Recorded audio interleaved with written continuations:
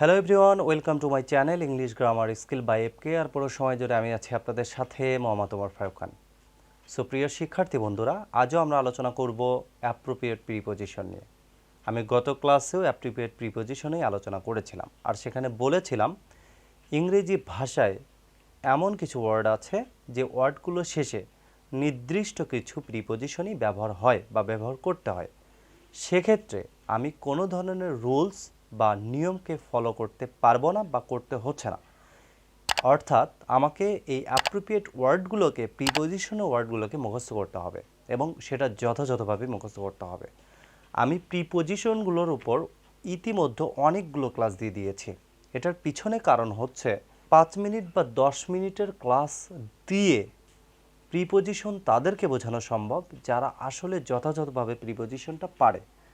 আর যারা প্রিপোজিশন যথাযথ পারে না তাদের ক্ষেত্রে এই ক্লাসটা সাফিসিয়েন্ট বলে আমি মনে করি না। সেক্ষেত্রে প্রিপোজিশনকে যথাযথভাবে পারতে হলে আপনাকে টোটাল বিষয় সম্পর্কেই ধারণা থাকতে হবে বা রাখতে হবে। একমাত্র তখনই প্রিপোজিশন সম্পর্কে বা প্রিপোজিশন ব্যবহারগুলো করতে গিয়ে আপনি যথাযথভাবে পারছেন বা পারবেন।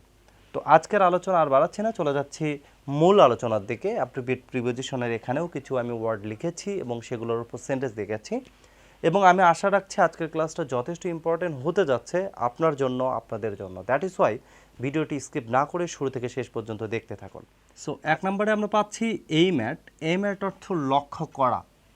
দ্য হান্টার, শিকারি, এইমড লক্ষ্য করে আছে বা লক্ষ্য করেছে অ্যাট দ্য টাইগার, টাইগারের দিকে লক্ষ্য করছে বা বাঘের দিকে লক্ষ্য করছে। অর্থাৎ এইম অ্যাট, এইম কথাটার সাথে আমি অ্যাটকে ইউজ করতে পারছি বা অ্যাট প্রিপোজিশন ইউজ করতে পারছি। অ্যাংরি উইথ, অ্যাংরি উইথ অর্থ রাগ করা।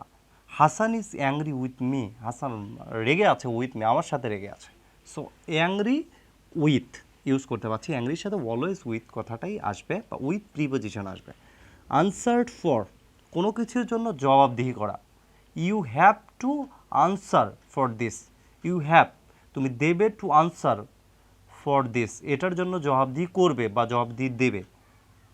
দেন হচ্ছে আমি 4 নম্বরে পাচ্ছি ambition, উচ্চাকাঙ্ক্ষা।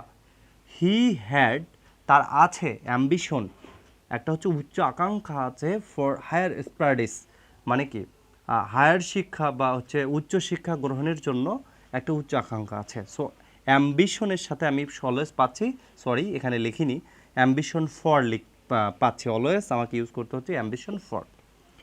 Apply to, apply to, apply কথার অর্থ প্রয়োগ করা। It must not be applied, এটা অবশ্যই ব্যবহারযোগ্য নয় বা প্রয়োগযোগ্য নয়। টু হিজ কেস, তার কেসে এটা অবশ্যই প্রয়োগযোগ্য নয়। সো এখানে অ্যাপ্লাইয়ের সাথে টু ইউজ করতে হচ্ছে, অথবা অ্যাপ্লাই টু ইউজ করতে পারি, অথবা অ্যাপ্লাই অনেক সময় ফরও ইউজ হয়। এক্ষেত্রে আমি কি করতে পারছি, আবেদন করা। একটা হচ্ছে প্রয়োগ করা অর্থে, একটা হচ্ছে আবেদন করা। হি অ্যাপ্লাইড, সে হচ্ছে আবেদন করেছে বা করেছিল, টু মি আমাকে, ফর আ জব, একটা হচ্ছে জবের জন্য বা হচ্ছে চাকরির জন্য আবেদন করেছিল। সো আমরা দুইভাবেই এটাকে ইউজ করতে পারছি। অ্যাপ্লিকেশন ফর, দরখাস্ত। Write an application for the post of a clerk, অর্থাৎ ক্লার্ক পোস্টের জন্য, একটা পোস্টের নাম। দেন এই পোস্টটার জন্য হচ্ছে আমাকে অ্যাপ্লিকেশন করতে বলা হচ্ছে। সো যখন আমি অ্যাপ্লিকেশন ওয়ার্ডটা ইউজ করছি, দেন তারপর যদি কখনো আমাকে প্রিপোজিশনে গ্যাপ থাকে বা প্রিপোজিশন বসাতে হয়, তাহলে কিন্তু অ্যাপ্লিকেশনের সাথে অলওয়েজ ফরকে ইউজ করতে হচ্ছে। 8 নম্বরে আমরা পাচ্ছি অ্যাসিওর অফ। অ্যাসিওর কথাটার অর্থ হচ্ছে নিশ্চিত করা। সো অ্যাসিওরের সাথে অলওয়েজ অ্যাপ্রোপ্রিয়েট প্রিপোজিশন হিসেবে ইউজ হচ্ছে অফ, নিশ্চিত করা। হি অ্যাসিওর্ড মি, সে আমাকে নিশ্চিত করেছিল, অফ হিজ হেল্প, তার সাহায্য করাটা বা যে সে সাহায্য করবে এই বিষয়টাতে সে নিশ্চিত করেছিল। Attentive two, attentive two, attentive কথাটার অর্থ হচ্ছে মনোযোগী হওয়া। অ্যাটেন্টিভ টু, মনোযোগী। হি ইজ অলওয়েজ অ্যাটেন্টিভ, সে সর্বদাই মনোযোগী। টু হিজ স্টাডিজ, তার লেখাপড়ার প্রতি সর্বদা মনোযোগী। সো অ্যাটেন্টিভের সাথে অলওয়েজ টু ইউজ করতে হচ্ছে। দেন আমরা পাচ্ছি অ্যাওয়ার অফ। অ্যাওয়ার অর্থ অবগত বা কোনো কিছু জানা। আই অ্যাম অ্যাওয়ার, আমি সচেতন বা জানি, of his matter, of this matter, এই বিষয়টা সম্পর্কে জানি। সো এই যে অ্যাওয়ারের পর আমাকে অফ ইউজ করতে হচ্ছে। বিলিভ ইন, বিলিভ কথাটার সাথে অলওয়েজ ইন ইউজ করতে হবে। বিলিভ অর্থ বিশ্বাস করা। আই ডু নট বিলিভ, আমি বিশ্বাস করি না, ইন দিস ওয়ার্ক, এই কাজটা বিশ্বাস করি না। তো এই বিলিভের সাথে অলওয়েজ আমাকে ইন ইউজ করতে হচ্ছে। বেগ অফ, বেগ অফ অর্থ প্রার্থনা করা, বেগ অফ অর্থ প্রার্থনা করা, দু অর্থে ব্যবহার করতে হচ্ছে। বেগ অফ প্রার্থনা করা, আই বেগ মার্সি, আমি ক্ষমা প্রার্থনা করছি, অফ দ্য প্রেসিডেন্ট, প্রেসিডেন্টের কাছে ক্ষমা প্রার্থনা করছি, অর্থাৎ হচ্ছে বেগ অফ, বেগ মার্সি অফ। অথবা আই বেগড, আমি প্রার্থনা করেছিলাম হিম, তাকে ফর আ ভোট, একটা ভোটের জন্য তার কাছে কি করেছিলাম, প্রার্থনা করেছিলাম, বা তার কাছে দোয়া চেয়েছিলাম, বা তাকে বলেছিলাম আই বেগড, বা আমি ভিক্ষা করেছিলাম, এই ধরনের অর্থে প্রার্থনা করা, হিম তাকে ফর আ ভোট, একটা ভোটের জন্য প্রার্থনা করেছিলাম। সো গাইস, এটুকু ছিল প্রথম অংশ, আমি চলে যাচ্ছি দ্বিতীয় অংশে।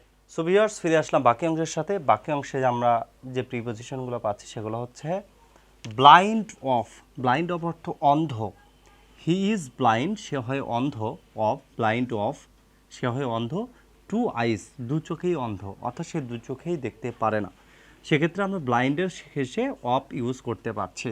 বর্ন অফ, জাত, আই ওয়াজ বর্ন, আমি জন্মগ্রহণ করেছি, born of, I was born of, আমি জন্মগ্রহণ করেছি এ পোর ফ্যামিলি, একটা দরিদ্র পরিবারে জন্মগ্রহণ করেছি। সো বর্ন অফ আমি জাতের ক্ষেত্রে ইউজ করতে পারছি। আবার যদি বর্ন জন্মর ক্ষেত্রে ইউজ করতে হয় তখন কিন্তু বর্ন অফ না হয়ে বর্ন ইন হবে।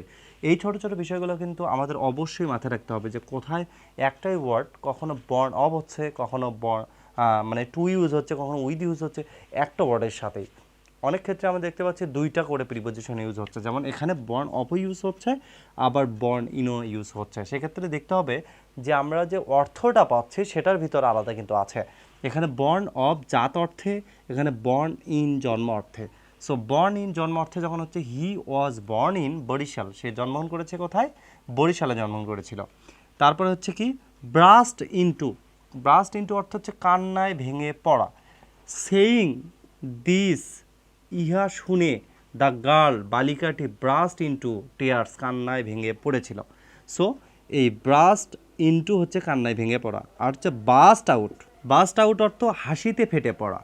হি বাস্ট আউট, সে হচ্ছে ফেটে পড়েছে, বাস্ট আউট ইনটু লাফটার, হাসিতে ফেটে পড়েছে, হিয়ারিং শুনে, মাই জোকস, আমার হচ্ছে জোকস শুনে সে হাসিতে ফেটে পড়েছে। 19 নম্বরে পাচ্ছি হচ্ছে বিজি অ্যাট, বিজি অ্যাট অর্থ হচ্ছে ব্যস্ত, he is busy at his work, সে তার কাজে ব্যস্ত, অর্থাৎ বিজির সাথে আমরা অলওয়েজ অ্যাট ইউজ করব।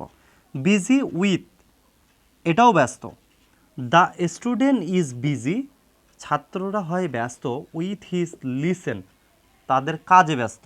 সো বিজি অ্যাটও ইউজ করতে পারছি, বিজি উইথও ইউজ করতে পারছি, দুটাই ব্যস্ত অর্থে। কাম অফ, কাম অফ অর্থ জন্মগ্রহণ করা, হাসান কেম অফ, হাসান জন্মগ্রহণ করেছে নোবেল ফ্যামিলি, একটা সম্ভ্রান্ত পরিবারে জন্মগ্রহণ করেছে। সো কাম অফ আমরা ইউজ করতে পারছি জন্মগ্রহণ অর্থে। কেয়ার অফ, কেয়ার অফ অর্থ যত্ন, ইউ শুড, তোমার উচিত, টেক কেয়ার, যত্ন নেওয়া উচিত, অফ অর্থাৎ take care of your health, তোমার স্বাস্থ্যের যত্ন নেওয়া উচিত। কজ অফ, কজ অফ অর্থ হচ্ছে কারণ, হোয়াট ইজ দ্য কজ, কারণটা কী ছিল, কজ অফ কারণটা কী ছিল, দিস অ্যাক্সিডেন্ট, এই অ্যাক্সিডেন্টের কারণটা কী ছিল। ক্লোজ টু, ক্লোজ টু অর্থ নিকটে, the shop is very close, দোকানটি হয় খুব নিকটে, টু আওয়ার হাউস, আমাদের বাড়ির খুব নিকটে। কমন টু, সাধারণ, কমন টু অর্থ সাধারণ, কমনের সাথে আমরা অলওয়েজ টু ইউজ করব। কমন টু অর্থ সাধারণ, ডেথ ইজ, মৃত্যু হয়, কমন টু খুব সাধারণ, এভরিবডি প্রত্যেকের জন্যই সাধারণ বা সাধারণ একটা বিষয়, মৃত্যুটা হয় সাধারণ একটা বিষয় সকলের জন্য। সো গাইস, অ্যাপ্রোপ্রিয়েট প্রিপোজিশনের 25টা প্রিপোজিশন নিয়ে আমরা এই পার্টটিতে আলোচনা করছি। দেখা হবে পরের অংশটিতে আরও কিছু অ্যাপ্রোপ্রিয়েট প্রিপোজিশনের সাথে। তো আজকের মতো এখানেই চলে যাচ্ছি, তবে চলে যাওয়ার আগে আপনি যদি আমার চ্যানেলে নতুন দর্শক হয়ে থাকেন এবং আমার ক্লাস যদি আপনার ভালো লাগে তাহলে অবশ্যই চ্যানেলটি সাবস্ক্রাইব করে পাশে থাকবেন এবং পাশে থাকা বেল বাটনটি প্রেস করে দেবেন আমার পরবর্তী ভিডিওর নোটিফিকেশন আপনার কাছে সবার আগে পৌঁছানোর জন্য। এবং ক্লাস কোয়ালিটি যদি আপনার ভালো লাগে বা আমার আলোচনা যদি আপনার ভালো লাগে অবশ্যই একটি লাইক করবেন এবং কমেন্ট করে আপনার মূল্যবান মতামত জানাবেন। অথবা আপনারা কোন বিষয়ের ওপর ক্লাস চান সেটাও কমেন্ট করতে পারেন, আমি নিশ্চয়ই সেই ক্লাসটি নিয়ে হাজির হওয়ার চেষ্টা করবো ইনশাল্লাহ। সো আজকের মতো এখানেই চলে যাচ্ছি, দেখা হবে পরের ক্লাসে। সে পর্যন্ত সবাই ভালো থাকবেন, সুস্থ থাকবেন, আল্লাহ হাফেজ।